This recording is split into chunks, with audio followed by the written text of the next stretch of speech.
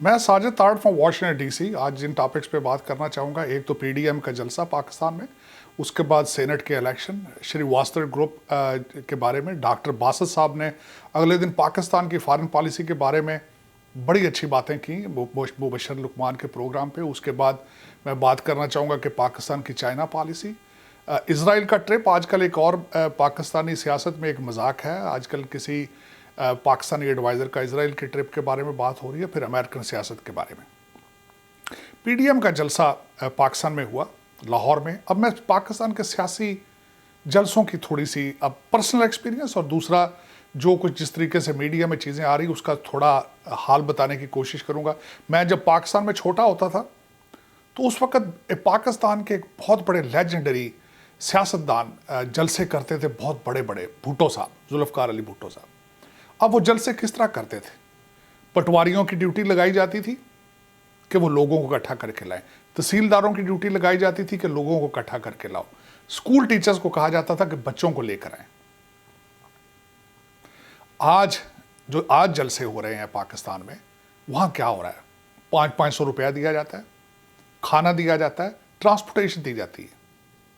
मुझे अगले दिन किसी एक दोस्त ने पाकिस्तान से फोन करके बताया कि नून लीग, उन्होंने जिन लोगों को मैसेज किए कि जिन्होंने इलेक्शन लड़ना है या सियासत में रहना है, वो अपने साथ जितने लोगों को लेकर आएंगे उनके नंबर नोट किए जाएंगे, गिनती की जाएगी। उसके बाद जलसों में से लोगों ने वहां से लोगों के इंटरव्यू करके रिपोर्ट की कि 500 रुपया दिया जा रहा है पर दिन का, खाना दिया जा रहा है। और ऐसे सियासतदानों को स्टेज पे खड़े होकर शर्म आनी चाहिए कि नीचे लोग आपको सुनने नहीं आए, लोग 500 रुपया लेने आए हैं, लोग खाना खाने आए हैं। अनएम्प्लॉयमेंट के हालात इतने बदतर हैं पाकिस्तान में, लोगों को शुगल मेला या दिन गुजारने के लिए कोई एक्टिविटी चाहिए होती, वो आपके भाषण सुनने नहीं आते। मौलाना फजलुर रहमान साहब, आपके पास कोई आइडियोलॉजी नहीं है, आपका पाकिस्तान के साथ कोई तल्लक नहीं। आपके जो बुजुर्ग थे वो पाकिस्तान के खिलाफ थे, पाकिस्तान बनने के खिलाफ थे। आप मदरसों से बच्चों को छोटों को ले आते हैं, कभी आप उनको प्रेसिडेंसी के सामने खड़ा करते हैं, कभी आप उन्हें मीनारे पाकिस्तान पे ले जाते हैं। आपका ना पाकिस्तान से कोई तल्लक है, ना इस्लाम के साथ कोई तल्लक है। आपका सिर्फ रोटियों और पैसों के लिए आपका एक वाहिद इंटरेस्ट आपका ये है। और मैं आपको देखने वालों को ये बताना चाहूँगा कि मौलाना साहब के बारे में विकी लीक्स में अमेरिकन एम्बेसडर की जो ईमेल थी उसमें उन्होंने लिखा था कि मौलाना साहब अमेरिकन एम्बेसडर को मिलकर कहते रहे हैं कि मुझे प्राइम मिनिस्टर बताएं, मेरे पास मजहब का कार्ड है, मैं जो डिलीवर कर सकता हूं वो पाकिस्तान में कोई भी सियासतदान डिलीवर नहीं कर सकता। पाकिस्तान में सियासत नाम की कोई चीज नहीं है, क्योंकि पाकिस्तान में लोगों की सियासी नशो नुमा ही नहीं हो सकी। लोगों को पता ही नहीं है कि लेजिस्लेटिव बॉडीज क्या है, लोग एमपीए क्यों बनते हैं, लोग एमएनए क्यों बनते हैं। परवेज मुशर्रफ साहब ने बीए की शर्त लगाई कि एमएनए बनने के लिए, लोगों ने बीए की डिग्रियां जाली ले ली लेकिन मैट्रिक नहीं किया, उन्हें पता ही नहीं है लेजिस्लेशन क्या होती है। इस कौम को पहले बताना पड़ेगा, इनकी सियासी एक्सरसाइज करनी पड़ेगी, और वो कैसे पॉसिबल होगी। अमेरिका जैसा मुल्क जहां पे जमहूरियत 300 साल पुरानी है, यहां पे डेमोक्रेसी फेल हो रही है, तो पाकिस्तान ने तो जमहूरियत सीखी ही नहीं है। इन सियासतदानों को मैं बताना चाहता हूं, चाहे वो जाले हों, पटवारी हों, यूथिये हों, आपको शर्म आनी चाहिए। लोग आपको सुनने नहीं आते, वो 500 रुपया लेने आते हैं। यूथियों ने क्या डाका डाला है कि हमने ख्वाब देखा था कि आएंगे, नया पाकिस्तान बनाएंगे। नया पाकिस्तान क्या है? खान साहब कुछ भी डिलीवर नहीं कर पाए। इसके बाद मैं दूसरी बात जो करना चाहूंगा, जो एक खतरनाक बात है, डॉक्टर बासत साहब ने अगले दिन मुबशर लुकमान के प्रोग्राम में आंखें खोल देने वाली बातें की कि इस वक्त सऊदी अरेबिया से कितने पाकिस्तानी वापस आएंगे, हमारी फॉरेन पॉलिसी किस तरह फेल हो रही है, यूएई से कितने पाकिस्तानी आ रहे हैं। अकॉर्डिंग टू मुबशर लुकमान साहब 23 लाख पाकिस्तानी वापस आएंगे। लेकिन पाकिस्तान की एस्टेब्लिशमेंट, सियासतदान, इमरान खान साहब के आसपास जो सियासी बच्चे बैठे हैं, यतीम बच्चे बैठे हैं, जो वहां पे गवर्नमेंट सीख रहे हैं, उन्हें पता है कि 23 लाख लोग वापस आ जाएंगे तो उनका क्या होगा। एक तो बेरोजगारी बढ़ेगी आपकी फॉरेन एक्सचेंज आना बंद हो जाएगी, आप तो भाग के लंदन चले जाएंगे, कौम किधर जाएगी? किसी की सेहत पर कोई असर नहीं है। आप डॉक्टर बासित साहब ने कहा है कि किस तरीके से इमरान खान साहब के साथ कुछ ऐसे लोग कैबिनेट में बैठे हैं जो ईरान के साथ रिलेशनशिप स्ट्रॉन्ग चाहते हैं, जिनकी मुसलसल कोशिश है कि पाकिस्तान सारा कुछ छोड़ के ईरान के साथ रिलेशनशिप बनाए। मैं आपको बताना चाहता हूं कि फॉरेन पॉलिसी किसको कहते हैं। डोनाल्ड ट्रंप साहब की एडमिनिस्ट्रेशन थी, इंडिया उनका स्ट्रॉन्गेस्ट एलाय है। डोनाल्ड ट्रंप साहब के इलेक्शन हारने के बाद सबसे पहला इंडिया ने क्या काम किया है? उन्होंने ईरान से तेल बाय करने का मुआहदा फिर कर लिया है। मैंने खुद खबर पढ़ी है कि इंडिया अब ईरान से भी तेल लेगा, वेनेजुएला से भी लेगा, क्योंकि उनके बाइडन एडमिनिस्ट्रेशन के साथ रिलेशनशिप अच्छे हैं। इसको कहा जाता है फॉरेन पॉलिसी। पाकिस्तान के जितने फैसले हैं वो कौमी मुफाद की बजाय एस्टेब्लिशमेंट के मुफाद के मद्देनजर रख के फैसले किए जाते हैं। ये पाकिस्तान की आज की बदकिस्मती नहीं है, 73 साल की बदकिस्मती है। मैं एस्टेब्लिशमेंट की बात जब यहाँ पे आई तो मैं थोड़ी सी आपको हिस्ट्री यहाँ बताना चाहूँगा। एस्टेब्लिशमेंट इंडिया पाकिस्तान में कहाँ से आई, किस तरह शुरू हुई। मैं अगले दिन एक जगह पे कहीं पढ़ रहा था 1770s में या उससे पहले भी, जब ईस्ट इंडिया कंपनी इंडिया में जाके, जो यूनाइटेड इंडिया था, वहाँ पे राजों महाराजों के साथ जब डीलें बनाते थे तो उनसे ये डील करते थे कि आपकी टैक्सेशन कलेक्शन हमारी फौज किया करेगी। तो 70 के लगभग ईस्ट इंडिया कंपनी को वहाँ से पैसे आमदन आनी कम हो गई। उन्होंने ये देखा कि हमारी फौज टैक्सेशन में चोरी कर रही है, और जो वहाँ से चीज़ें एक्सपोर्ट करके लंदन भेजी जाती थी, इंग्लैंड भेजी जाती थी, उनमें भी फ्रॉड हो रहा है। उन्होंने एक दूसरी पार्टी को क्रिएट करने की कोशिश की। उन्होंने अपने हर इलाके से उनके, क्योंकि फौजी यूनिफॉर्म में होते थे, उनके असर रसूख को यूज़ करने के लिए उन्होंने पंजाब और दूसरे इलाकों से बड़े बड़े घरों के लड़कों को ऑनरेरी कैप्टन बनाना शुरू कर दिया, ऑनरेरी मैजिस्ट्रेट बनाना शुरू कर दिया, नंबरदार, जैलदार, सफ़ेद पोश बनाने शुरू कर दिए। यहां से एस्टेब्लिशमेंट का स्टार्ट हुआ। आज की आपकी एस्टेब्लिशमेंट पाकिस्तान किसको कहा जाता है? उसमें जुडिशरी भी शामिल है, उसमें आपके डीएमजी ग्रुप के अफसरान भी शामिल हैं, उसमें फौज भी शामिल है। ये डेफिनेशन एस्टेब्लिशमेंट की।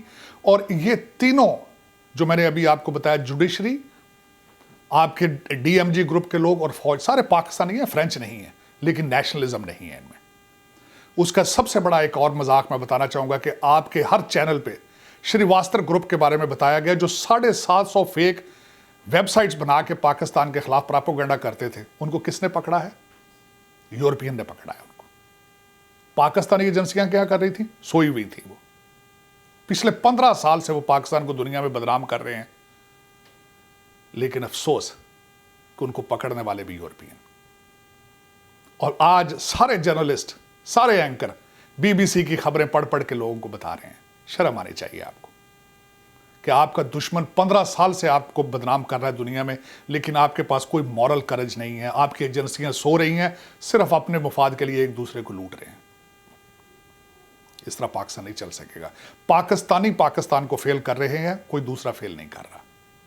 अब उसके बाद मैं थोड़ी सी बात करना चाहूंगा कि इस वक्त इजराइल, कहा जा रहा है कि इजराइल में कोई पाकिस्तानी गवर्नमेंट का कोई वजीर वहां मिलने गया। वो एक मजाक है, एक लतीफ़ा है। चला भी गया तो क्या हरज है, क्या फर्क पड़ता है? उसके जाने से पाकिस्तान उसको तस्लीम कर लेगा? कर भी ले तो क्या होगा? पाकिस्तान जिन हालात से इस वक्त गुजर रहा है, आपको पता है कि कोरोना के बाद पहले ही हालात खराब थे। आपके तो डाके मार मार के लोग भाग चुके हैं वहां से। अब कोरोना की वेव का भी आपको उसका इंपैक्ट पूरा धचका नहीं लगा। और खान साहब जीरो डिलीवरी, जीरो अकाउंटेबिलिटी। सिर्फ खान साहब के पास एक ही मैंडेट था, इंक्लूडिंग बाजवा साहब, अकाउंटेबिलिटी, और उसमें फेल। आप इस वक्त शोर बचा के लोगों को बता रहे हैं कि लंदन से नवाज शरीफ को वापस लाने की कोशिश की जा रही है। जिन लोगों ने उनको पाकिस्तान से निकाला है उनको आपने चेक किया, उनकी अकाउंटेबिलिटी की गई है? ये कौम के साथ मजाक ना करें। खान साहब अगले दिन एक और लॉलीपॉप कौम को दे रहे हैं मुसलसल कि मैं सेनेट का इलेक्शन कराऊंगा, सेनेट के इलेक्शन के बाद मैं ऐसी कानून साजी करूंगा, उससे सारी अकाउंटेबिलिटी करूंगा। खान साहब बस करें, ये आपके बस की बात नहीं है। आपके आसपास जितने शुगर माफिया, आटा माफिया और दूसरे लोग इकट्ठे हैं, आपको कुछ भी नहीं करने देंगे। आप सेनेट में भी मेजॉरिटी ले लें, कौमी असेंबली में भी मेजॉरिटी ले लें, फिर भी आप डिलीवर नहीं कर सकेंगे। लोगों को मजीद मायूस मत करें आप। ये रियासत मदीना का नाम भी इस्तेमाल करना छोड़ दें, और ये सेनेट के इलेक्शन भी जनवरी में आपने कहा है कराएंगे, तो जनवरी अगला महीना है, कोई 5 साल बाद नहीं है, देख लेंगे आपने क्या करना है। लेकिन मुझे उम्मीद नहीं है कि पाकिस्तान का कुछ सेवियर या पाकिस्तान को बचाने वाला अभी तक को पैदा हुआ है। मेरे यहाँ, मैं वाशिंगटन डीसी में बैठा, इतना नाम मायूस हूँ पाकिस्तान से। 25 करोड़ लोग सुबह शाम मायूस हैं वहाँ पे, और मायूसी की ज़िंदगी गुजार रहे हैं। अब आपकी चाइना की पॉलिसी के बारे में एक बात करना चाहूँगा कि मैं अगले दिन सोच के हैरान हो गया हूँ। 23 लाख लोग पाकिस्तान आएंगे, वो क्या करेंगे? आप उनको चाइना भेज सकेंगे? आप चाइना से पैसे लेकर, आपने अभी $1 बिलियन सऊदी अरेबिया को वापस किया है, और आपके लोग जो हैं वो चाइनीज बैंकों से $1 बिलियन और उधार लेकर सऊदी अरेबिया को वापस करना चाहते हैं। आप कंप्लीटली यू टर्न मार के चाइना में चले गए हैं। आप सारा दिन, आपके एंकर चाइना की तारीफें करते हैं, उनको ये नहीं पता कि उनके चैनल्स के मालिकान सारे वेस्ट में बैठे हैं। कोई आपके किसी चैनल का मालिक बीजिंग में भी है। आपके खान साहब की कैबिनेट में जितने फॉरेन नेशनल बैठे हैं, या वो ब्रिटिश हैं या अमेरिकन है, उनमें कोई चाइनीज सिटीजन भी है? उनमें एक भी बंदा ऐसा हो जो चाइना पढ़ा हो? आपके सियासतदान, एस्टेब्लिशमेंट, करप्ट, सारी जो लोग आप बैठे हैं, उनमें से किसी की प्रॉपर्टी बीजिंग में है? आप कौम को बेचना चाहते हैं चाइना के पास, लेकिन खुद रहना चाहते हैं कनाडा, इंग्लैंड और लंदन में। यह कौम के साथ कितना बड़ा मजाक है। आपका सारा पाकिस्तान बेरोजगार बैठा है, और आपकी सड़कें चाइनीज बना रहे हैं, कोरियन बना रहे हैं। ट्रैश रिमूवल का ठेका आप टर्किश कंपनियों को दे देते हैं। इससे बड़ा मजाक क्या होगा पाकिस्तान के लिए? लेकिन सोचना पड़ेगा, पाकिस्तानियों को पाकिस्तान के बारे में सीरियस होना पड़ेगा। 73 साल के टाके हैं। आज खान साहब आपने मायूस नहीं किया, यह मायूसी 73 साल की है। पहले आज मैं जब आपको एस्टेब्लिशमेंट की हिस्ट्री बता रहा था, तो एक चीज मैं भूल गया हूं कि एस्टेब्लिशमेंट के बानी कौन थे। मैं आपको यह बताना चाहूंगा, अयूब खान दौर तक पाकिस्तान के जितने वुज़राए आज़म थे, वो ज्यादा ब्यूरोक्रेट थे। सिकंदर मिर्जा साहब, जिन्होंने अयूब खान साहब के साथ डीलें बनाई, ब्यूरोक्रेट थे। उससे पहले जितने भी लोग थे, वो सारे CSS ऑफिसर आते थे, और बाद में वो वज़ीर आज़म बनते थे, फौज के साथ पावर को शेयर करते थे। अयूब खान साहब ने कहा कि पावर मेरे पास है, उन्होंने सिकंदर मिर्जा साहब को डिपोर्ट कराया, वहां से जला वतन किया। तो मैं एक बात ये कहूंगा कि वो भी पाकिस्तानी थे, फ्रेंच नहीं थे। किसी भी इंसान के अंदर नेशनलिज्म नहीं था। डेली वेजेस से मुराद है कि डाका मारो, शाम को भाग जाओ। आज भी यही हो रहा है। आपको कोरोना भी कुछ नहीं कहेगा, आपको इंडिया भी कुछ नहीं कहेगा, आपको करप्शन मार देगी।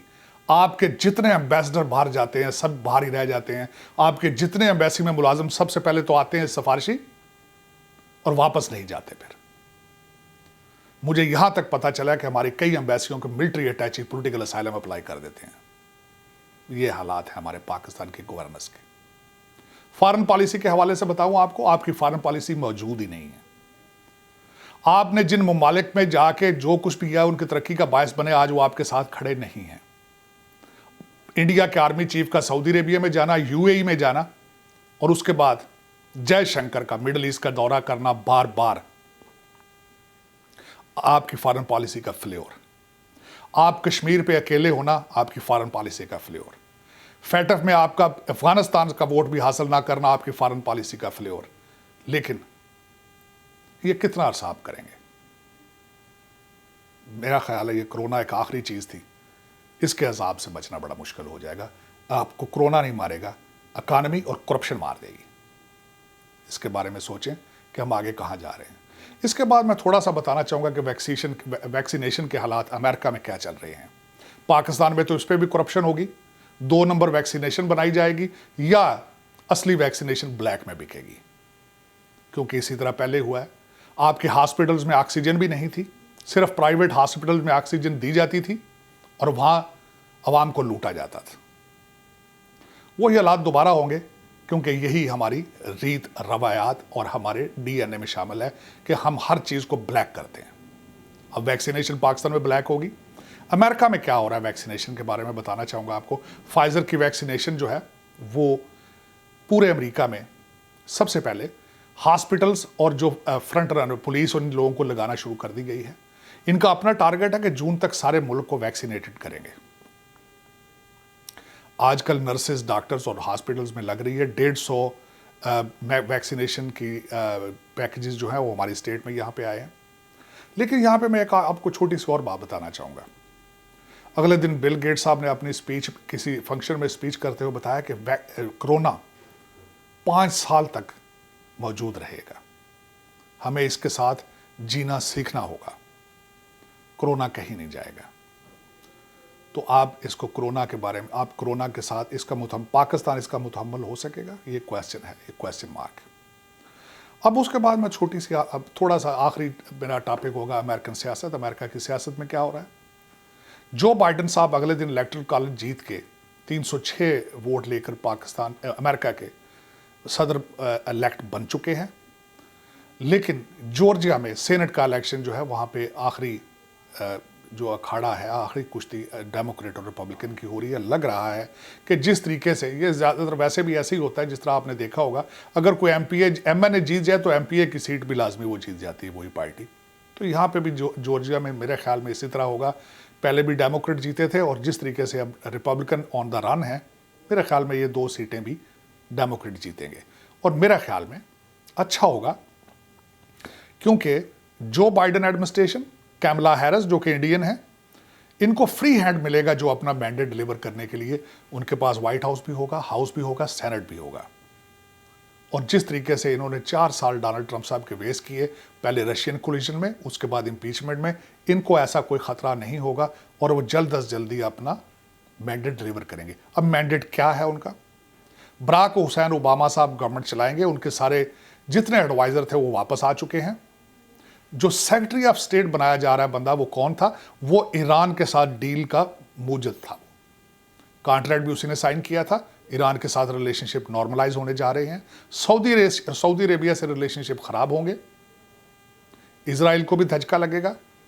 चाइना के लिए बहुत अच्छा हुआ है क्योंकि हंटर बाइडन जो थे, वो जो बाइडन के सन हैं, उन्होंने चाइना के साथ बहुत बड़ी डीलें बनाई, उनके साथ पैसा बनाया उन्होंने, फिर बनाने जाएंगे और अमेरिका तेजी के साथ सोशलिज्म की तरफ जाएगा। अब आप पूछेंगे कि अमेरिका में सोशलिज्म का क्या काम है? ये इसके बारे में ये मैं बताना चाहूँगा। आपने कभी देखा होगा कि अमीर लोगों के बच्चे जब घर बैठे बोर हो जाते हैं तो वो इस तरह की खेलें खेलना शुरू कर देते हैं। अमेरिका बड़ा अरसा अमीर रहा है, अब मेरे ख्याल में यहाँ के लोग जो हैं वो बोर हो चुके हैं, अब वो सोशलिज्म खेलना चाहते हैं। तो मेरे ख्याल में इसके बाद मैं आपको बताऊंगा 5 जनवरी को उसका जो इलेक्शन है वो अटलांटा जॉर्जिया में होगा और उसके बाद अमेरिकन सियासत का चैप्टर 4 साल के लिए बंद हो जाएगा इलेक्शन का। मैं अगले हफ्ते आपके साथ फिर दोबारा नए टॉपिक के साथ हाजिर होऊंगा। पाकिस्तान जिंदाबाद। अस्सलाम वालेकुम।